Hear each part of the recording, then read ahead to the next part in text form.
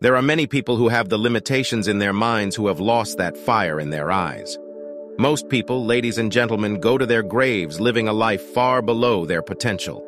And the question is, if you die today, what ideas, what dreams, what talents, what gifts will die with you? You have the ability to do more than you can ever begin to imagine. It's what you create. It's the habit of what you put in your head. See, someone will tell you your whole life you're a piece of crap, and part of you can go, you're full of it. I'm going to show you.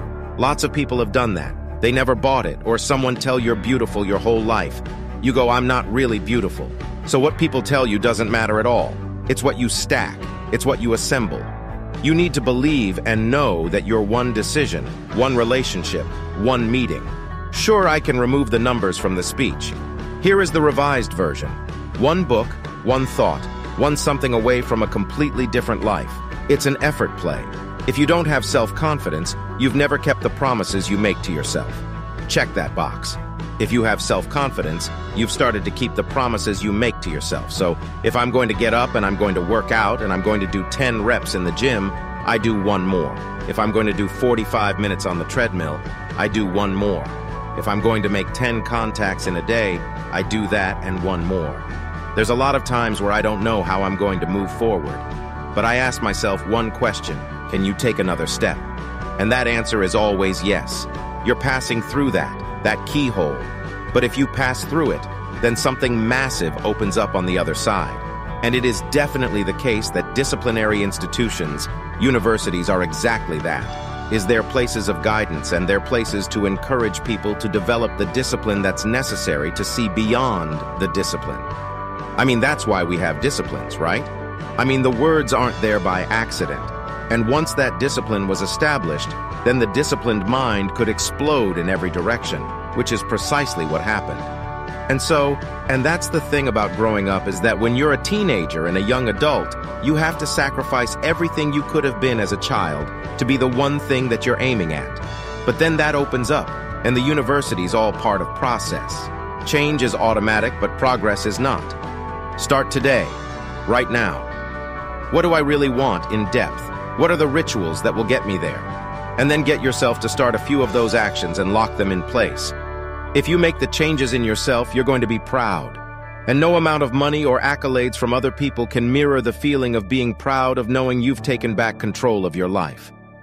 Everything in life is always changing.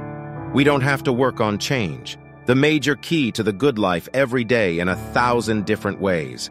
We are trying to improve ourselves by learning how to do things. We spend a lifetime gathering knowledge in classrooms, in textbooks, in experiences. Now, if knowledge is power, if knowledge is the forerunner to success, then why do we fall short of our objectives? Why, in spite of all our knowledge and in spite of our collective experiences, do we find ourselves aimlessly wandering, settling for a life of existence rather than a life of substance? There may be many answers to this question. Your answers may be different than your associate, or your spouses, or your friends. The fundamental answer is the absence of discipline. Applying all that we know. Discipline. Self-discipline.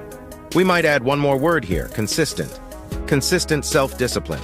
It doesn't really matter how smart you are or how much you know if you don't use it. And once you're disciplined, like you're like a sharpened sword, man, like a well-tempered blade, and then you can go out there and operate in the world. The reason that discipline is necessary is because you're a mass of competing short-term interests. And so the question is then, well, which short-term interests should win out? And the answer to that is none of them. They need to be organized into a hierarchy that makes them functional across time and across individuals.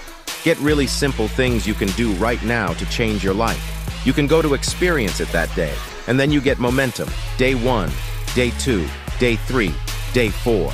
And all of a sudden now what used to be hard to do is easy to do. And I think for anyone, you gotta understand, anyone can learn anything. And I'm just not willing to settle for a life without passion and aliveness. That's just like, there's so much to learn, there's so much to grow. And then my view is, what's next is always better. If I make it so, it's my job to make it so. And I think that's how we have to navigate. But most of us have been conditioned not to take a risk. It was you. Peel that crust, peel that crust away and see who you really are. You open your mind to a whole nother world. So I've opened my mind up to a whole nother world that most people can't even fathom because they haven't dug deep. So they think People think I'm crazy because I found a whole nother way of living. I think they're crazy for never even trying to get to the other side of whatever's in front of them. So what drives me every day is finding more of myself. And be my best is a never-ending journey. It is said that the master swordsman Nakayama Hakudo would practice drawing his sword some 2,000 times a day. At the Hayashizaki Temple, in one marathon of endurance training, he was recorded drawing his sword 10,000 times in a single 24-hour period. We can imagine the sheer speed required to do this, and also the deliberateness to do so many reps in so little time. But why would he do such a thing at all? Because, as Octavian's teacher Arrius Didymus said, practice over a long time turns into second nature. We don't rise to the occasion, we fall to the level of our training. The samurai Musashi was once challenged by a warrior named Miyake Gunbei, a man who thought himself one of the best in the world. On his third attack, frustrated by his lack of success, Gunbei charged at Musashi in an aggressive lunge. Musashi, having prepared for this exact scenario countless times, replied, "That is not what you should do," then parried the blow with one sword and watched as the man gashed his own cheek against Musashi's other sword. How had he known? Practice. Chotan Seki Ren was Musashi's phrase, training from morning to night. Oh, you've done that? Okay, do it some more. And after that, more. Do it some more. And after that, more. 1,000 days of training to develop, Musashi would write. 10,000 days of training to polish. For a samurai, there was no such thing as pretty good. If a pretty good swordsman met a better fighter, he would die. It's like the Basketball Hall of Famer Bill Bradley's observation. When you are not practicing, refining, working, somewhere someone else is. The pleasure of the flow state, the rhythm of second nature, the quiet calmness, the pride and the dependability of doing it too.